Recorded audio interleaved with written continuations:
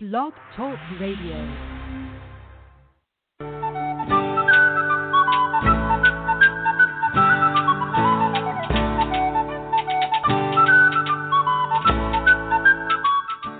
Welcome to the Spiritual Unity Radio Network, a station dedicated to the concept that all manifestations of the divine are equally valid.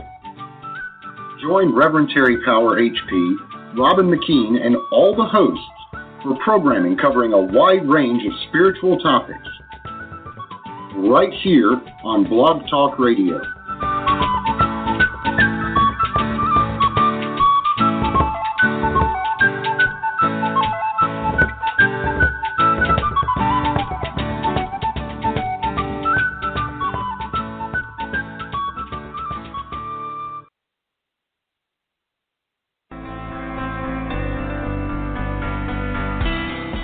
Welcome to an emerging forest, a safe place where we have the freedom to think about life without judgment.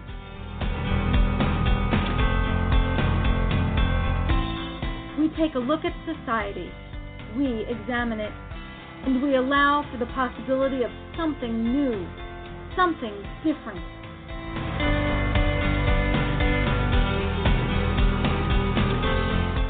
And now, here's your host, Alan Ritter.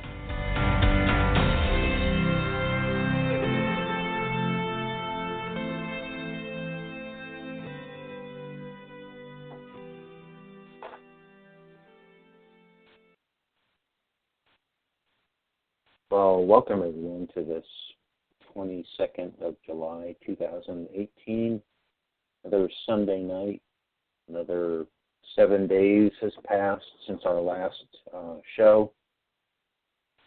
And this is actually a first time in a long time that I have actually been on the radio without a guest. And David Whitman is playing as an extra in New York City tonight, so he's off working. So I'll also be without a co-host. So tonight's program is about disappointments and about what disappointments mean to me now, not what disappointments meant to me years ago. And what I mean by that is I no longer live for long periods of my life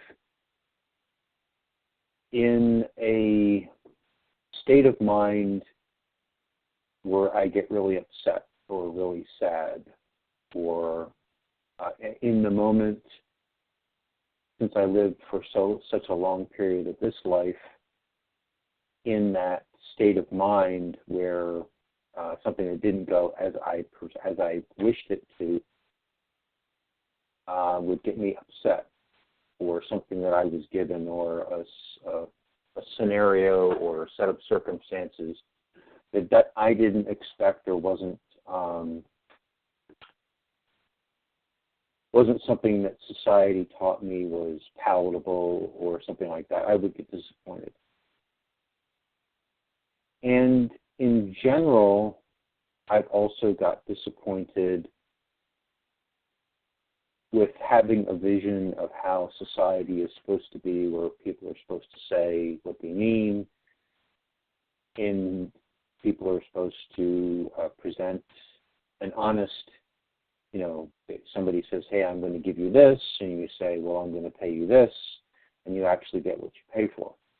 So in a lot of areas of how I've lived my life, I've been disappointed. But I'd like to recast disappointments, and I'd also like to recast how we think of ourselves tonight from a few perspectives. So this afternoon, I believe, I wrote a post on my Facebook channel in which I talked about two different types of perspectives of how we're born and how we pass along traditions. So the first perspective is the one that we're brought up with, where you're somebody's son or you're somebody's daughter, you're somebody's progeny, and that it's really important that you are an ally to your family and that you stick up for your family. So I call that perspective flesh of my flesh. And the other perspective, and that's the what I interpret as the Catholic. You have one life, and then you either go to heaven or you go to hell. And so I'd actually like to read that post to you right now. So the post reads like this: souled being versus meat-born heredity. Quote unquote, take up the family tradition. Quote, the son of the king is the king, end quote. Flesh of my flesh.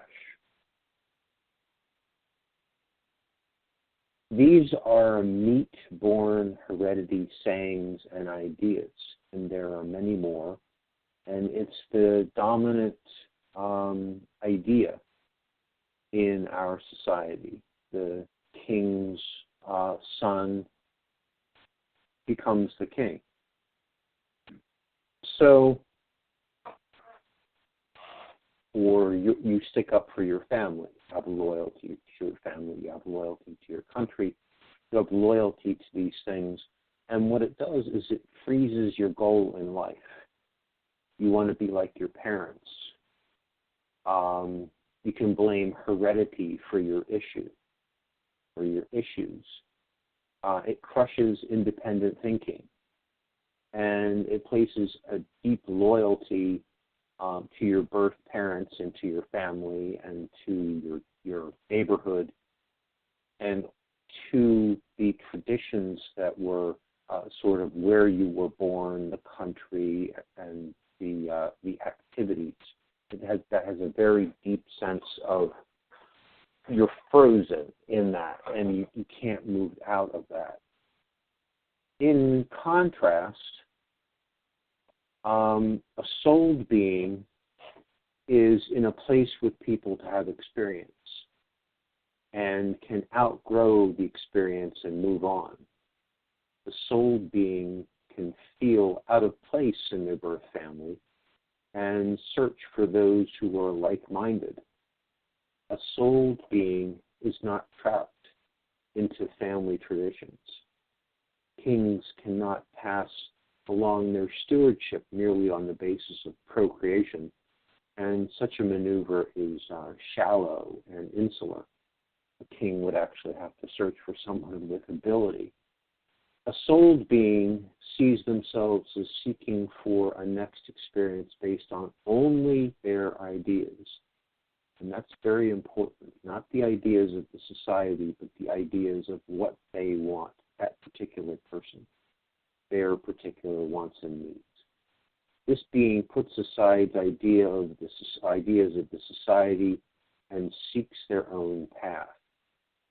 A souled being knows they have put many more millions of years into their own personal traditions than a few thousand years or even 100,000 years as may be the length of the society they awaken in or that they're born into. Depending on the goals of the soul being, they may need to gather much strength before implementing their journey. Because if they're going to do something extreme or they find the society that they're in, the name of the title of the show tonight, if they find that society very disappointing and they want to do something different, maybe that society is not going to take well to the goals of that being. The process of seeing oneself as a soul being in a society that preaches flesh of my flesh is a difficult one. One feels alienated from the traditions of the society, based in keeping the short-term livelihoods of the family alive, the traditions alive. One can be the black sheep or the lost soul. One looks at all of the people having fun under the umbrella of social traditions and yearns to have that joy. But when one sees the journey with this perspective outlined in what I'm talking about, the bitterness does not all go away, but one can see the search for others is needed. But even the search for others may be fruitless. Being okay with accomplishing goals, no one to talk to about them, is the life of a soul being.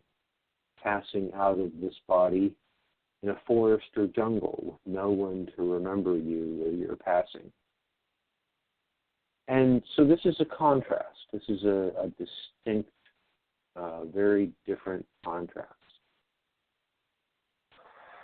On the one hand, you're yourself, and you're happy with yourself, and you've looked at what society has to offer, and maybe you live in that society for a fraction of yourself, maybe to do business, but in general, the main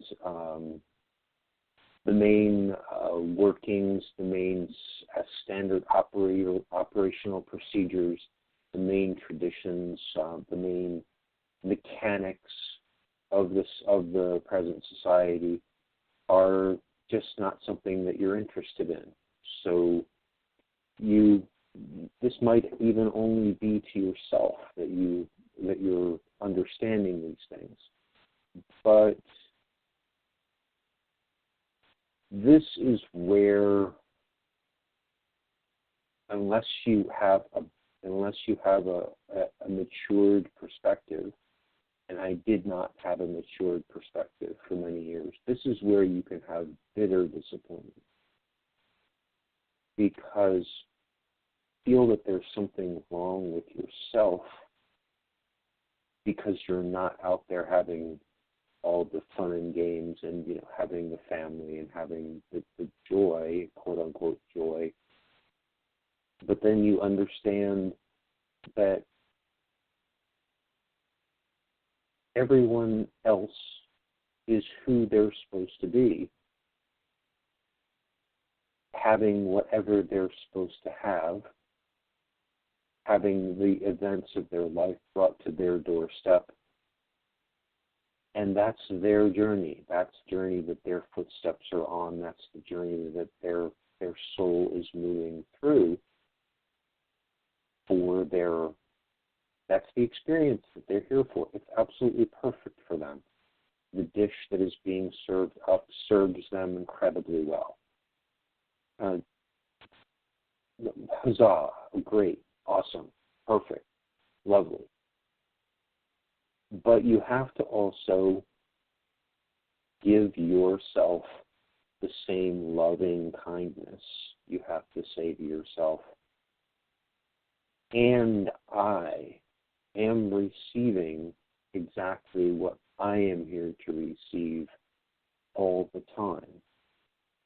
And the thoughts in my head are equally joyous as to the thoughts in their head. And just because I don't participate, and just because I no longer celebrate, and just because I no longer partake in watching the entertainments of the society, you have to give the same credit for being yourself as you give other people for being themselves. You have to say, to use my own example, hey, Alan, your footsteps are equally valid on the journey that you're taking. And while other people are in droves and in crowds, and it's very easy to have bitter disappointment and look at yourself and see or label your condition as lacking. It's absolutely not lacking, because if you were meant to be the people that you see, you would be them. No, you're meant to actually be the soul journeying where your footsteps are journeying. And I was actually thinking for the last few weeks of what is my potential and where have I been operating, and is there a more effective way to do what I'm doing? And so say I have goals in my life and I'm operating at a particular level to make those goals happen, but I know that I have other opportunities to act in different ways. I mean, I've been buying produce for 8 years. I sort of know how that works. I'm comfortable in that role. I know how to work hard. I know how to do physical labor. I also know how to write. I know how to organize. I know how to do other things. And I'm comfortable in those roles. But these other opportunities are roles in which I'm not comfortable in. They're roles that I actually looked at and said, that's very interesting. I wonder if I'll have opportunities to expand into those areas, and I do have opportunities. And it was very interesting to think about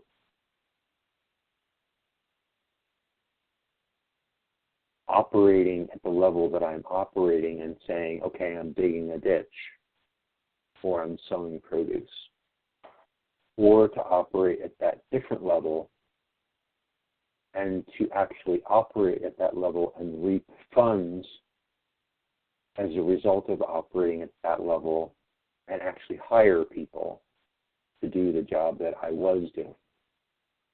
Because I would be operating at a more efficient level. I would be reaping funds, and I would actually take a portion of that and hire someone to do the job and create the produce club that I want to create, and also be doing other things at the same time. So it depends on seeing that and saying,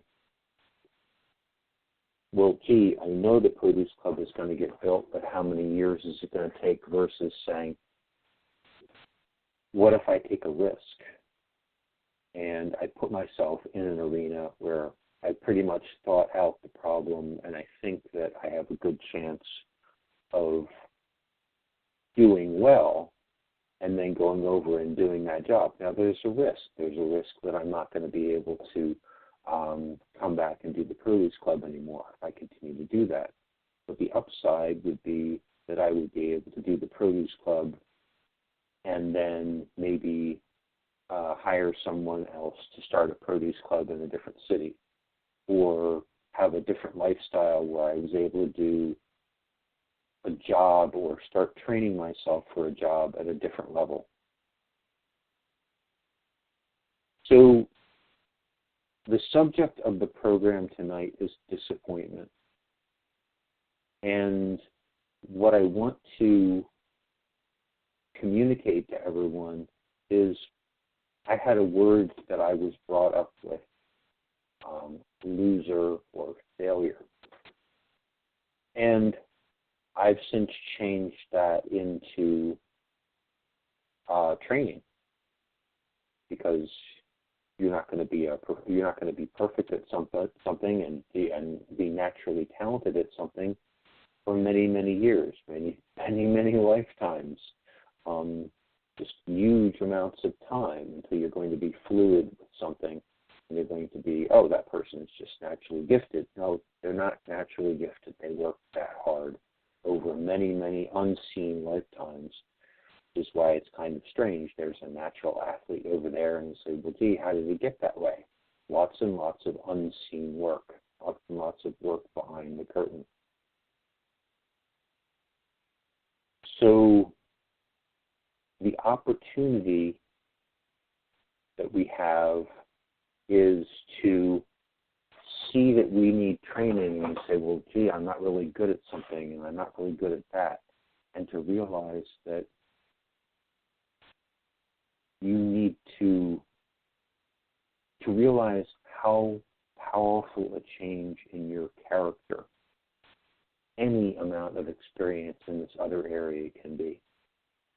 You can remove an entire cloud of fear from an area. You can enable all of your various faculties to move into that area. So, disappointment isn't really disappointment. Disappointment is an understanding, first, that maybe in this last week I had an example in my life where I lost some employment. And I got a communication from someone and they said, I'm very disappointed in you and please don't come here again. And of course, in the moment, I reacted very harshly toward myself. And then I turned that around and reflected back on that someone sends to you is their word, so it's much more about them and much less about you, unless that person is a very clear person. And then I analyzed the situation more, and of course some of the responsibility for the circumstances is certainly mine. But always a relationship is an equal partnership. So I was extremely disappointed. But I was also thinking about this level, this operating at different levels and saying, okay, what do I need in order to be able to get to pay the fees to get into the arena to operate at that different level? And how can I do this financially soundly? And another friend of mine had recommended that I work for a particular guy who's a painter in my local area. And I had called him and left messages. And so I talked to my friend again, and he said, well, he's going to actually be painting one of the houses that I own, that I rent out. Why don't you go over there? And so I worked out a time, and I just showed up. And that was the price of admission to that other arena. You can't just, the guy looked at me and said, you're an interesting person. And I said, well, I left you a couple of messages. And he said, oh, I'm very famous for ignoring the messages. It's just like being introduced to a teacher, and the way to be introduced to the teacher isn't to do the easy route, just calling them on the phone. The way to be introduced to the teacher is actually to walk all the way across the town, or in my case, ride on my bicycle all the way across town and actually show up and chat with him.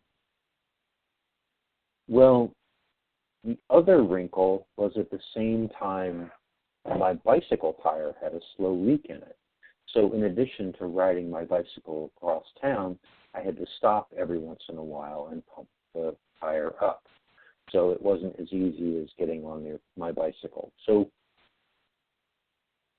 in the past, I've taken journeys to spiritual opportunities.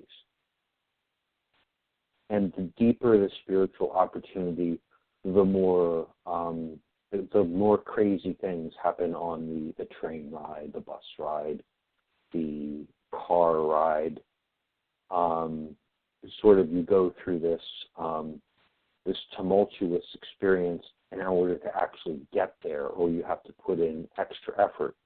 in order to actually get to the location, in order to transform yourself to the level that the location requires as an entrance exam.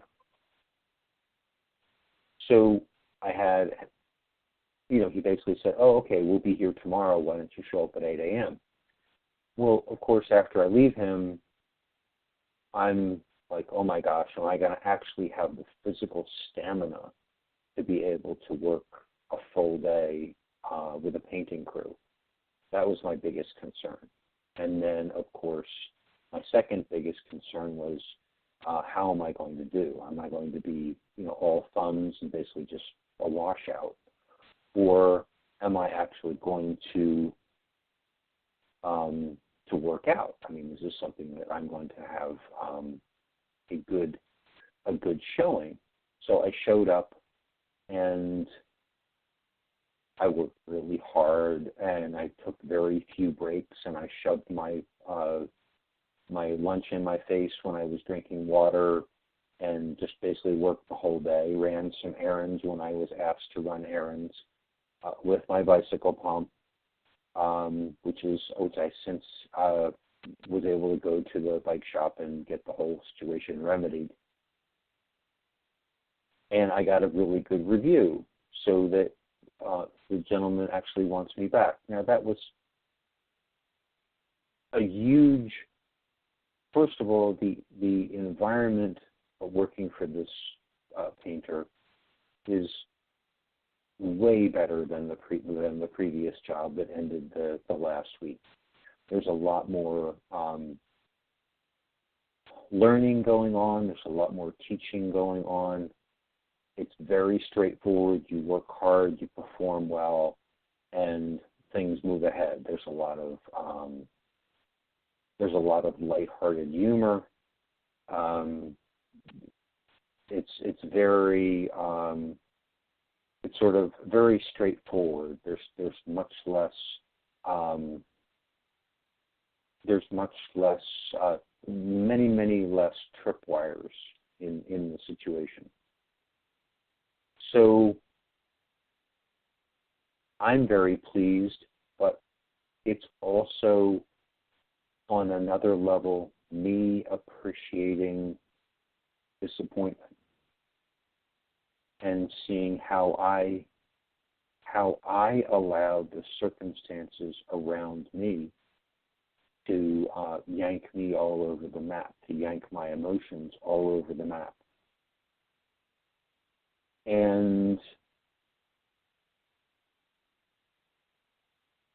it really speaks to centering yourself, and it really speaks to the quote-unquote practice of being yourself, being your same centered self, regardless of the events, and saying, more experience. This is all building, not saying, oh, this is a disappointing experience, and oh, this is a good experience. So flip-flopping from feeling terrible to feeling exalted, and just feeling in the middle, but knowing that it's all building, so you're feeling blissful all the time. So the goal is to feel blissful all the time, and you can sort of see that I'm not in that quote-unquote mind yet, but I can see and understand it.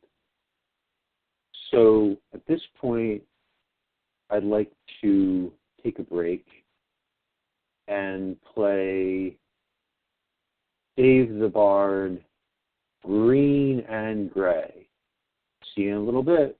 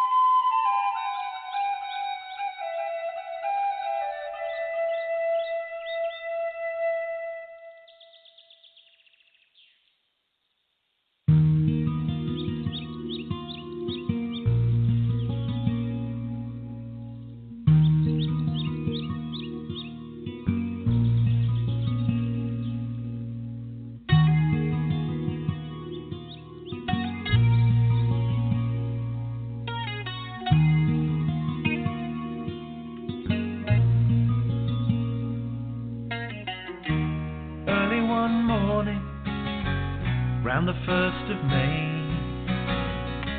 a man in black came walking into a woodland glade, following the sounds of pipes on this beautiful spring day, high from the music that they made. But what beheld him within that place? A look of recognition fell across his face. Oh Lucifer, why do you appear to me? For I am a man of God, a priest. I'm no devil, I'm father to the land. I have been here since the earth began. Neither black nor white, priest, hear what I say.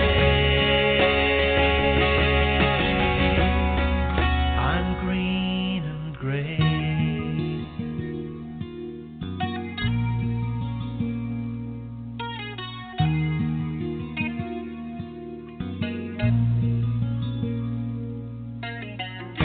The priest said, Lucifer, you light so well. I pray unto my God, now go back to the fires of hell. You fell from heaven, and you fell from grace. You want dominion over this place. The piper smiled to the priest, he said, I was lord of animals, the wild hunt I led, until your God came here and with his jealous hand, it was he who wanted dominion over this land. For I'm no devil, I'm father to the land. I have been here since the earth began. Neither black nor white, priest, hear what I say. I'm green and gray.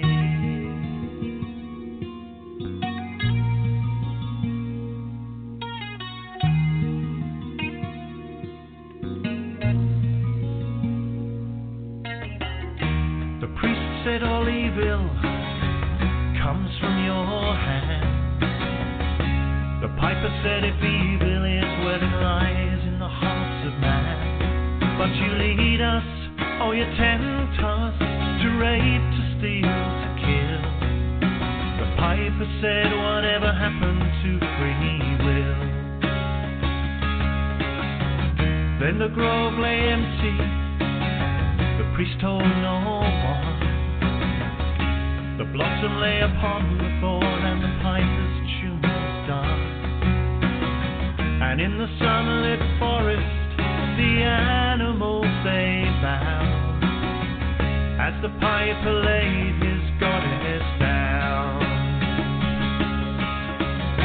For I'm no devil, I'm father to the land.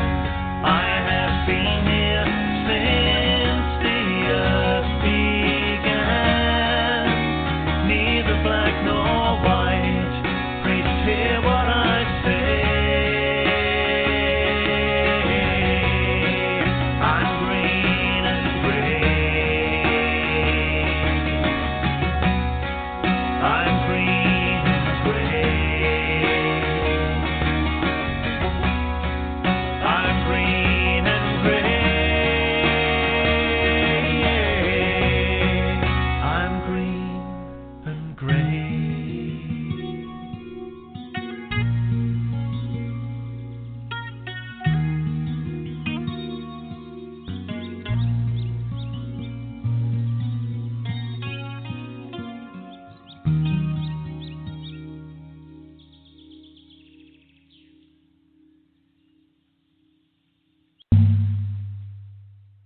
Tune in to International Pagan Radio. You can hear your favorite artists such as Dave the Bard, Tuatha Dea, Spiral Rhythm, S.J. Tucker, Murphy's Midnight Rounders, and many, many more. Join us for exciting shows like Ask a Witch and Storytime with Rook as well. www.internationalpaganradio.com on the net or on TuneIn Radio on your mobile devices. Join us on Facebook and Twitter too. International Pagan Radio, all pagan, all the time.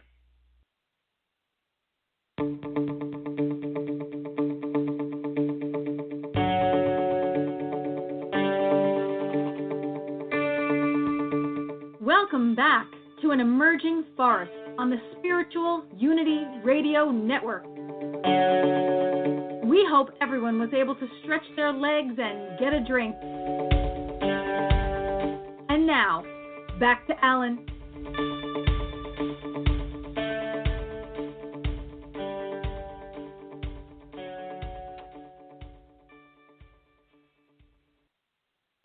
Well, welcome back. This is the next to last Sunday program in July 2018, and it's also 4 days after my birthday, and for whatever reason, my birthdays are always big emotional yo-yo times of the year for me, and believe that this last week has also been a similar learning experience and learning about being a yo-yo. And as you can see from the cover image of this program tonight, the image is actually that of the blacksmith hammering away at a sword or hammering away at a piece of something that he's working on. And it's to realize that the reason we're here is not the particular experience. The reason we're here is to achieve a state of understanding that you're being, the blows are being rained upon you. And just because the hammer rises and the hammer rises and descends, and during that period of time we feel some relief, the full wheel of the experience has you being hit with the hammer that is the experience, or the experience that keeps the wheel turning.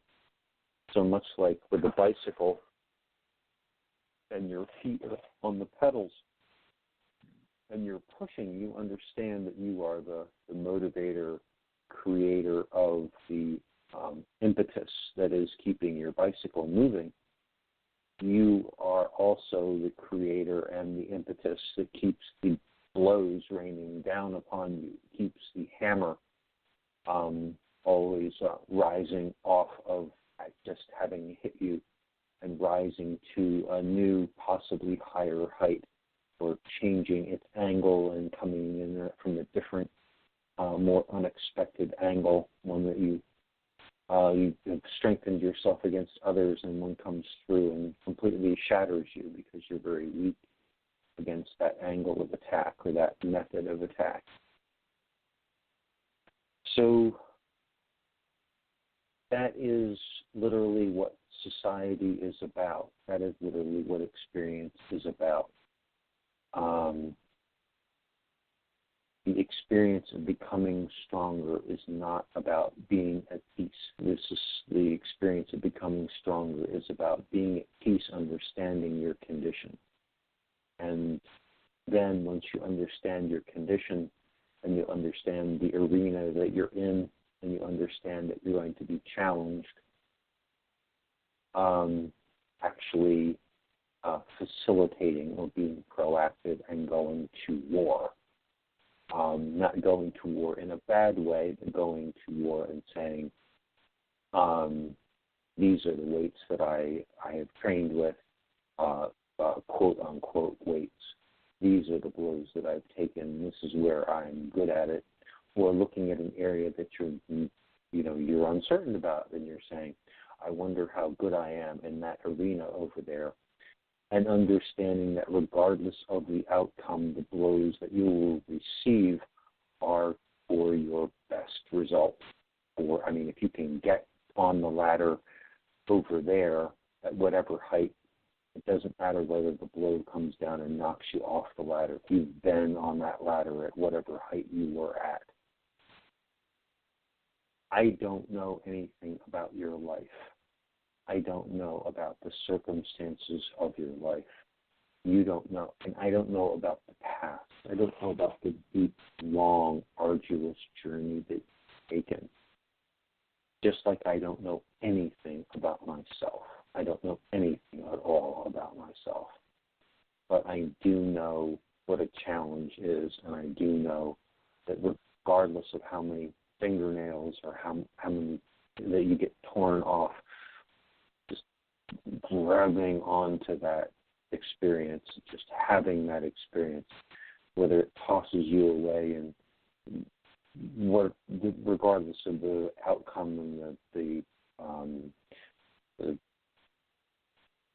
road scars or whatever you want to call it, regardless of the husk that it leaves afterwards, you will have had that experience.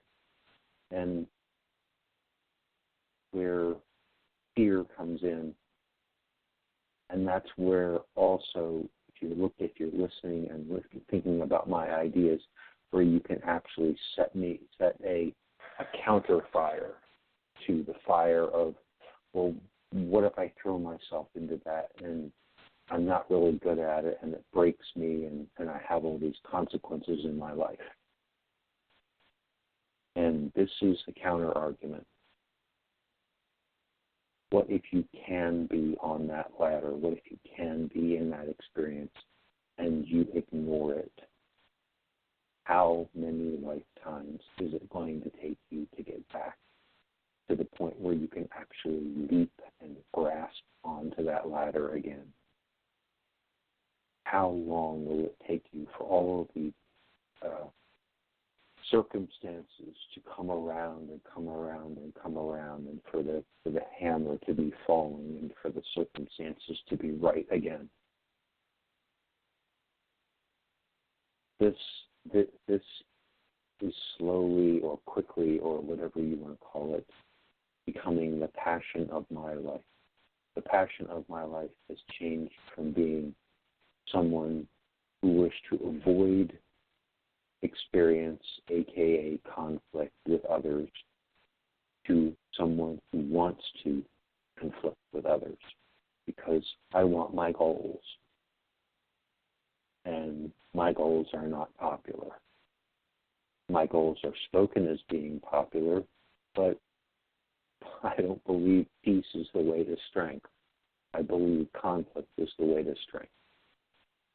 I don't believe that of lowering of the immunity system and the fertility of the society is the way to a more vibrant garden.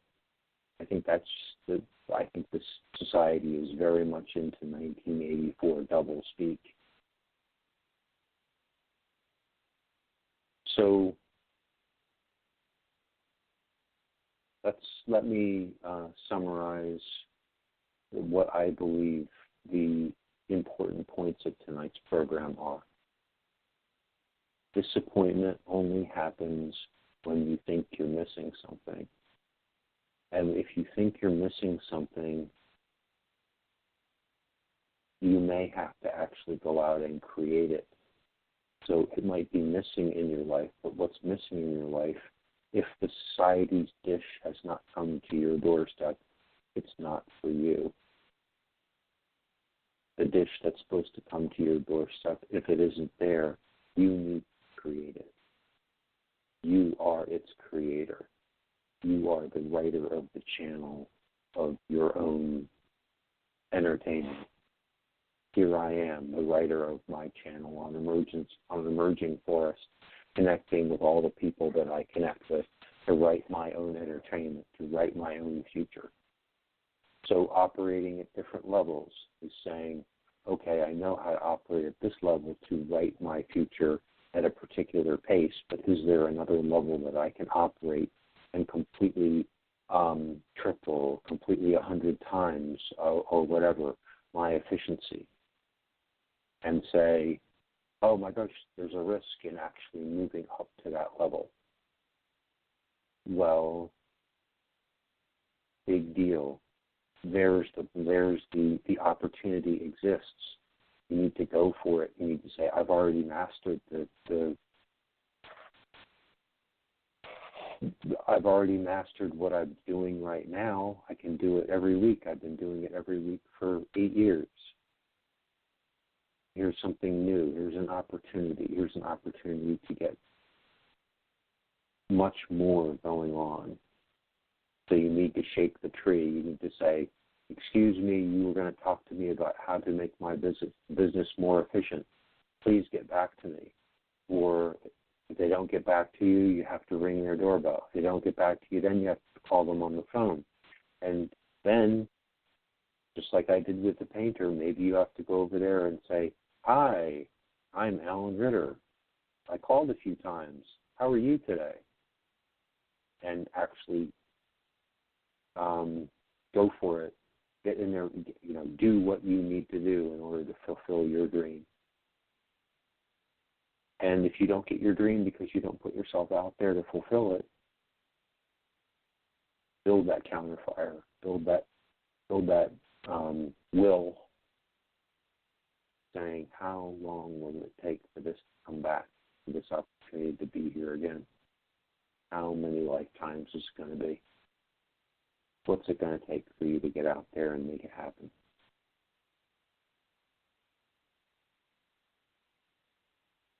I'd really like to thank all of my teachers. I'd really like to thank one of my most recent connections, Ian Kingwell. I'd like to thank the Brownfield who got me together with the other person that I'm working for, Mark Peacock, the painter, even though I've only worked for him once. Such a refreshing environment. I mean, he would probably laugh at me and say, what do you mean, this is a refreshing environment? Such a refreshing environment. Some of the ideas that are coming out of his mouth are basically the same as any great teacher. Can't get perfection, but we can just try so hard and be so close to it that we can actually attain excellence. I mean, you're in the right spot when things like that are basically spoken about. When he's playing classical music all day on the radio. What a joyful environment. Thank you so much for listening to this. Thank you so much for tuning into this in its post-production YouTube, on my YouTube channel. My name is Alan Ritter. This has been another disappointing episode of An Emerging Forest, and I hope that you can play with disappointment in your life, and you can see disappointment for what it really is. It's an opportunity. I hope you can look at your life and say, are there different levels for me to operate at? You can actually reach for the more effective operating level, or you can begin to operate at more levels in your life, because I'm going to try to operate at more levels in my life.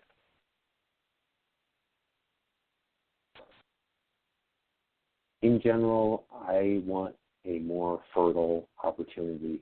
I want a more fertile opportunity for myself, and I want a more fertile opportunity for other people. And in the southeastern Pennsylvania and southern New Jersey area, I go about that by having a produce club. And because I live in the shadow of the Port of Philadelphia, and the Port of Philadelphia has an enormous wholesale produce market that will sell to anybody, not just businesses, I can buy the odd lot. I can buy the storage problem, the last little bit of a large amount of cases of everything produce and I can buy that for cents on the dollar, or I can buy that for basically a free price, which is like $5 or $3 for whatever it was. Organic zucchini, 22 pounds, $5. Organic sweet potato, 40 pounds, $5, $4, $3. Take this away from us. It's a storage problem at this point. We got more coming in next week. This is a way to completely change the way, the ability that you have to manifest your immunity, to manifest your ability to think, to push out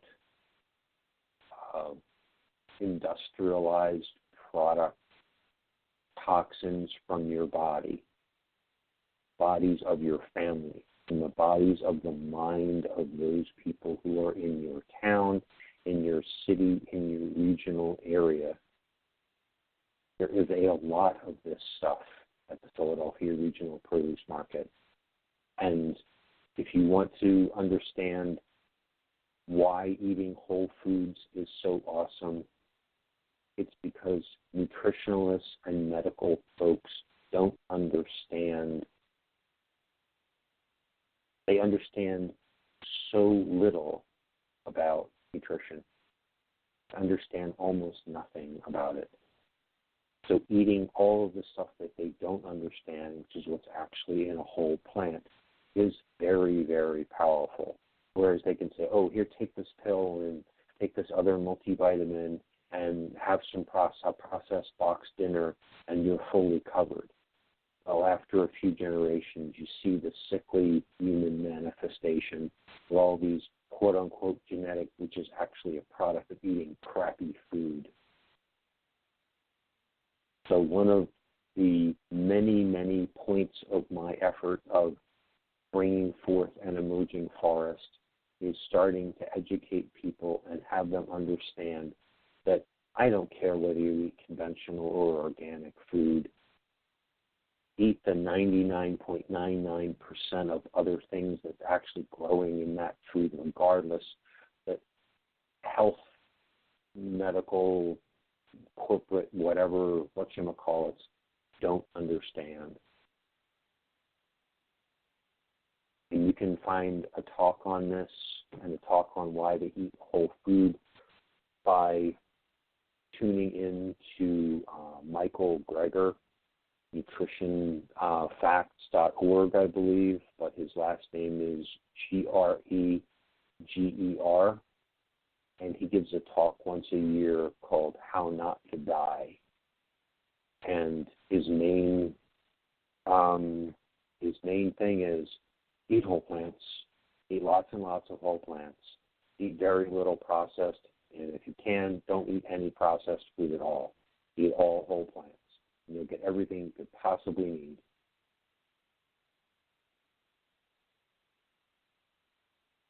And for everyone out there, please engage your passions. Please engage your higher levels. Please engage all the things that you're terrified of.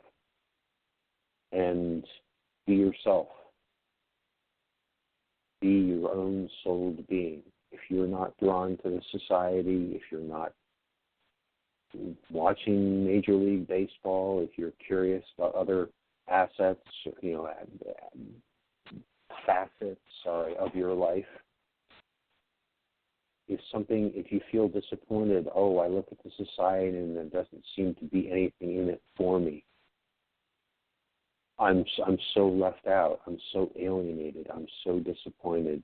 And you turn that lens and you point it at yourself. You're disappointed in yourself.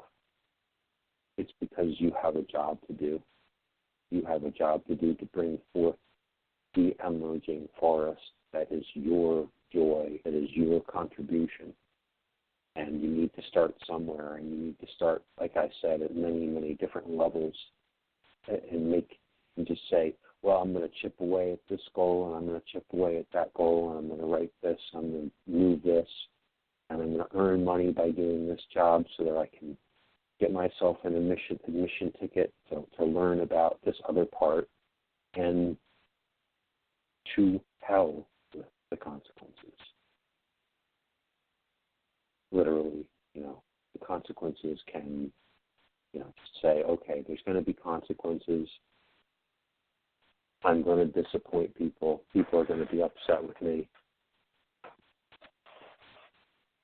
I can't let that stop me.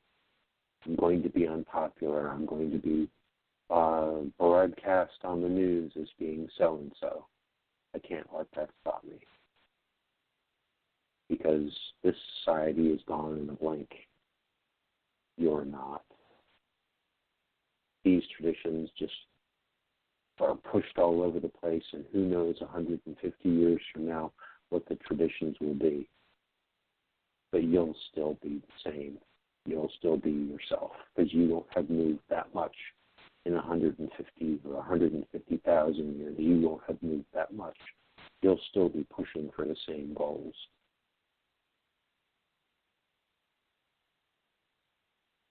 Oh, I mean, maybe you just say inside yourself, just say, oh, guess I'm a fanatic. Yeah, you're fanatically in love with yourself. Oh, some people would call that a narcissist. Am I a narcissist? Do you love your goals? Are you supposed to love what your soul wants for you? I think you are. The point of life. The point of life is overcoming society's. Society is there to fulfill the wishes and the goals of someone, right? So all these people are tagging along and saying, this is awesome, but that's not you. So get aboard your own bandwagon. Be, the only person on your bandwagon, but at least you know you're going in the right direction for yourself. Thank you so much for listening to this program. Thank you so much to every single one of my teachers, which is everyone I meet every day. Have a great rest of the weekend, and see you next week.